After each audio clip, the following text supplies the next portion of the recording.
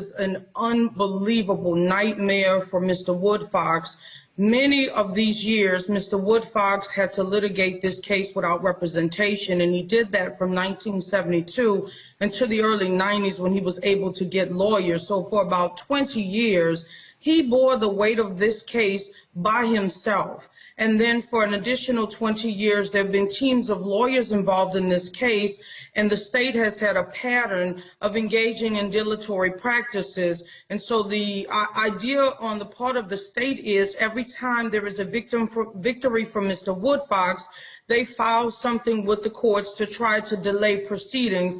And so that has happened yet again, and it has been a 42-year battle of the state delaying the inevitable. This is an innocent man, and it is time for this injustice to come to an end. And he's spent a great deal of that time in solitary confinement in prison, hasn't he? Tell us a little bit about the conditions that he's endured. Certainly. He spent almost the entire 43 years in solitary confinement. His conditions have been consistent for about 43 years. There was a change about a month ago because he was re-indicted. And so for the last 4 weeks, his conditions have been even more extreme than they were for the 43 years prior to today. For that entire time, Mr. Woodfox has been housed in a cell that is approximately 6 by 9. He lives in the cell all alone. He is not allowed out of the cell for meals. He's not allowed out for church. He's not allowed to participate in any activities with other inmates. He's not allowed to even make a trip to the library. If he does come out of the cell to exercise, he leaves that cell only to be put into another cage. So his exercise cell is also enclosed very much like his solitary cell.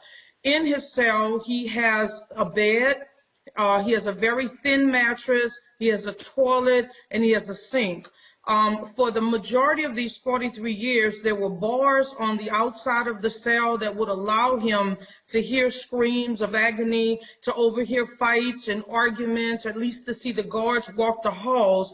But for the last 4 weeks since he's been re-indicted, he is actually living behind a steel door. It is all metal, and so there are no bars on that door, and he's not able to see or hear anything outside. So it's very much like being sealed away inside of a box. Given those conditions he's been living in for so many years, how do you think he might cope with being released? Well, Mr. Woodfox has a team of incredible supporters, and we have all committed, there are many of us involved with this case, to not allow him to deteriorate under these conditions. And so his mind has been constantly challenged. We send him books to read, we send him puzzles to work out, we monitor some of his letters, and we can tell by his handwriting when his condition is turning for the worse. We make sure to visit and continuously allow him to use his mind and his legs and his arms so that he doesn't lose circulation. And so in terms of what happens when he transitions out of this, he walks into the loving care of many citizens in Louisiana who understand that he has been dealt an injustice, and we are here to help him rebuild his life.